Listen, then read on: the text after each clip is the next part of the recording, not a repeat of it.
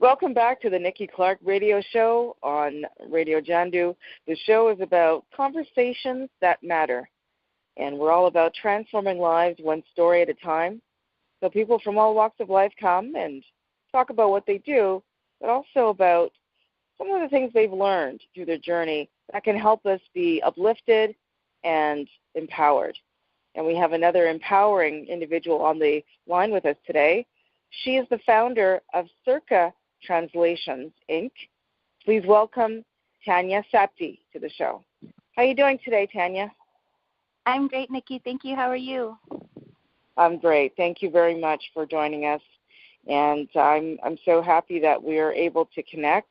We met just a few weeks back through a mutual friend who is all about empowering women. And through the conference, we got to meet, and I discovered that you too, you are also an empowered and empowering woman. So thank you for your time here. So let's get to it. The listeners want to know about your story. So how did you get to creating Circa Translations Inc.? Well, I would say that my journey started about 20 years ago. I had this dream of becoming a translator, and it was something that I had always built toward. I put myself through school, actually. I worked full-time as I studied part-time to achieve my goal. And I always tell people, don't worry, just put your head down and get it done, because eventually you do get to the finish line. It took me about 7 years. But I ended up graduating with honors with a degree in translation, and that was my dream. But it was more than becoming a freelance translator, but that's where my career started. I started freelancing and working independently.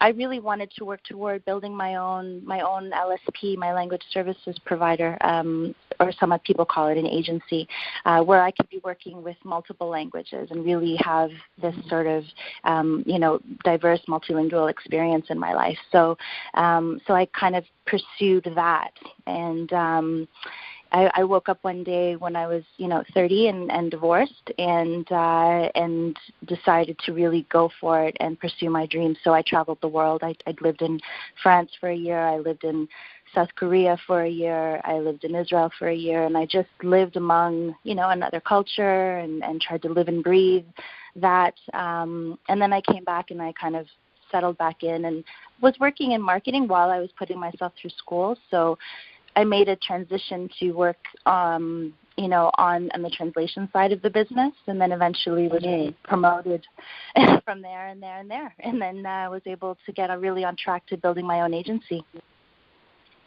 That's fantastic. That's amazing. So 20 years. It didn't happen overnight, but slow and steady it built. And look where you are now. And I tell people that because entrepreneurs sometimes, after 5 years, they give up because the increase is slow. It takes a while, and I tell them that it's not all glamour in the beginning. Like you have to be patient through the process, and there's never an overnight success. If you look at all the successful players out there, entrepreneurs, they started quite a while ago, and they were in the game for many, many, many years before they broke through. So thank you for, letting us know that it took a little time, and here you are, and you're flourishing, and you're doing amazing things. So how many languages do you speak? I speak English and French, so I translate specifically from French to English, but I do dabble in other languages. I just wouldn't call myself a translator in those languages because I view it as something that you need to specialize in. But my husband speaks Hindi. He's teaching me Hindi. Wow. Is that a difficult language to learn? For me, I think it is. Yeah, it's a completely different. It's Sanskrit. It's a completely different language. So it comes with a learning curve. But no, my specialization is definitely French to English. But my agency, I have a network of translators, and I've built that network over the past decade.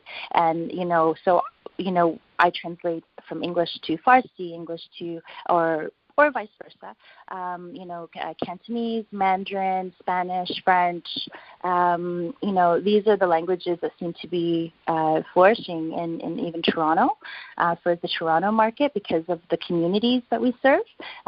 Richmond Hill Board of Trade is one of my customers, so a lot of Farsi and Mandarin for that client. Specializing is my thing, so we really focus on domain specialization. So the clients are, medical, financial, marketing are the top domains that we're focused on right now. Mm-hmm. And so it's really about knowing, not speaking all the languages yourself, and knowing who the right resources are and project managing it from start to finish, and understanding that QA is part of the translation process. And for me, it really comes down to retaining the human voice and retaining humanity in translation. I don't know if you know the industry very well, but it's moving toward, machine translation and then even AI. So that's what's coming down. That's what the future holds. So my mandate has really been to work with humans and to really, give translators work and to keep that work relevant, because I really believe it's a creative writing process, and, creative communication is something that we need more and more of now, especially with social media and all the content that's being produced. Absolutely. I mean, Tanya, if you go on Google, for instance, and you type in translation, or they even have Google Translate, you put in a piece of what you want translated, and then, it kind of like regurgitates something else out. It's kind of hit or miss. Would you agree? Because it's not always it's not exactly the translation you want, and they don't pick up like idioms and maybe certain context. Semantics, and context. So you're thinking, I have this awesome translation, and then when you're actually saying it to the native speaker, they're looking at you like, what did you just tell me? So it's important for someone who is adept like you and other translators to understand the nuances of the language, and to come out with the right translation. So it's very, very important. What do you think about these auto translation opportunities on the internet? Well, I think that they do pose a very real risk, because a lot of people don't understand exactly what you said. Context, nuance, culture all comes into play when you're translating. And so the machine translation is what's happening when you're going to Google, and what it basically is doing is pulling words from a database, and it's stringing them together for you in the best way it can, but it doesn't have the ability of understanding context and really what the intention is of your communication. So that does pose a very real danger that, I've seen so much content that's just been machine translated, and it's regurgitated, as you just said, like garbage in, garbage out. It is a term that we use in translation for poor source quality text that's not properly translated.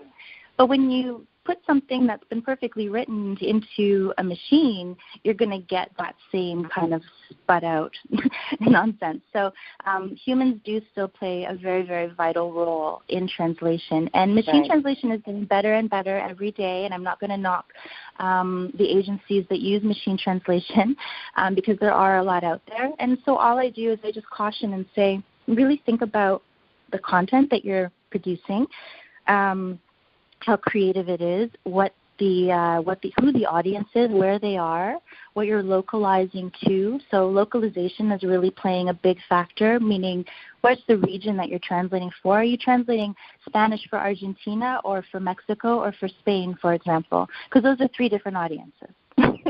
So culturally speaking, the language will change. And that is the beauty and nuance of translation, and that's why I'm so passionate about it. And that's why, not a lot of people, I think, would start a translation agency in 2018 when everything is being done more and more by machine, and we're moving to AI. And some people have even said, is this really a fruitful endeavor? The answer is yes, it is, because my clients who are coming to me are looking for highly specialized translated content. They do medical research. They can't afford to make any mistakes. They need a human in that process. And so that's what I bring. I'm really retaining the human in that process for as long as possible. Excellent, excellent. Now, how has your life been transformed through this journey? It has definitely been transformed because when you make this decision to become an entrepreneur and to kind of go your own way, you're changing your presentation to the world, how you present yourself, and you really have to go through a growth spurt. I had to, in terms of, confidence and overcoming the fear of just launching your own business and getting out there in the world on your own and having to generate your own sales, your own income, and, knocking down doors. So I have been transformed in terms of, confidence and growth, I think.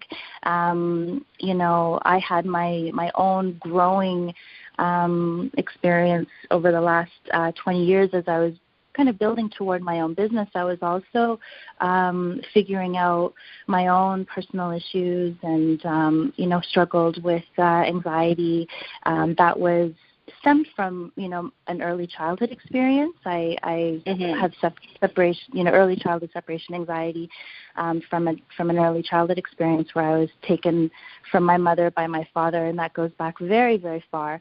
But unfortunately, what I carried with me was that anxiety and that separation, and I had to work through that. And yes, and I highly recommend that people. And the reason I've never told that to anyone but you really publicly, Nikki, which is really funny that I'm even talking about it now. But I had lunch with a friend yesterday who opened up to me and said, I have anxiety, Tanya, and I've come into awareness of it. And I said, you've come into awareness of it. That's brilliant, because that's exactly what you do. And the first thing that people do is they think, oh, well, I need to go to the doctor and I need to medicate. And I find doctors are very quick to prescribe. And I don't think that you don't need to necessarily do that. If you can find someone to talk to, like a therapist, you can find out that maybe there are issues that you need to work through, and you just grow as a person. You get stronger through that process. And so, I very comfortably live like a lifestyle that's med-free. It's focused on meditation, exercise, diet, and personal growth, constant personal growth. And that's what I really got from this experience. The transformation Absolutely. of becoming an entrepreneur. Yeah, for sure. Mm-hmm. For sure. Well, thank you for sharing, by the way. Yeah, it's I think it's important to talk about these things because, we have people in the media, like, celebrities who talk about having anxiety, and it's something that people are talking about more and more now. But nobody talks about it in the business world because I think that there's a stigma or there's a fear. And, I think we need to give people the freedom to work through it because life does go on. You can't wear it as like a label. You can't label yourself and limit yourself because of it either. You have to address it, identify it, and then say, okay, now I'm going to remove the label and I'm going to keep going because I have to. And then just be stronger because of it. So, for me, I think it made me a more authentic person. And I'm able to, I have stronger instincts, which is a really interesting side effect. And I learned to really manage and use that to my advantage. Excellent, excellent. So I'm sure the listeners are wondering right now how they can connect with you through social media. How can they do that? Well, you can find me at circatranslations.com. And I am on LinkedIn, Tanya Sapty, and I do have Twitter and Instagram set up, but I have not gone to that extent with marketing yet. I'm still getting there. But definitely you can email me directly, Tanya@circatranslations.com, and I'd be happy to help you out, quote out a project for you, and get you going in the world of translation. Fantastic. Well, I just want to say thank you very much for, sharing about your entrepreneur journey, and also about personal challenges that you've had with anxiety, and I think it's such an important piece that people don't feel that they're ashamed in what they are feeling. That whatever it is, anxiety, depression.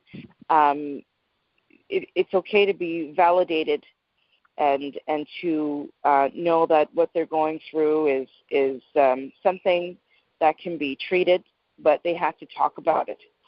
And once they can leap over that stigma, they can get the help they need, and there's no shame in that. So thank you very much for sharing what you've experienced, and I know that you'll be able to help so many people who are listening and don't know where to turn. So I really appreciate that. I hope so. It's my pleasure. I really hope that, people don't hide in fear and, are able to talk about it. I realize that it's not easy to talk to everyone. So, start with the professionals. Don't be diagnosed by family and friends. They don't know what, they're not the professionals. So definitely start there and love yourself. Be kind to yourself. That is so true. Have many opportunities for self-love moments as possible, especially if you are engaged in the community. If you are a very busy entrepreneur, you're going to be connecting with so many people, and you need to have the best part of yourself for people to be successful. So thank you very much for that. So you've been listening to the Nikki Clarke Radio Show, and we are so pleased to have our very special guest, Tanya Sapty, the founder of Circa Translations Inc., on the line with us. And we've learned so much from her, and so greatly, expanding our knowledge of translations and also areas of anxiety and how we can help ourselves. So thank you, Tanya, and look forward to seeing you very soon at the Nikki Clarke Show stage in the very near future. Have a blessed day. Thank you very much. Thank you. Bye. Bye-bye.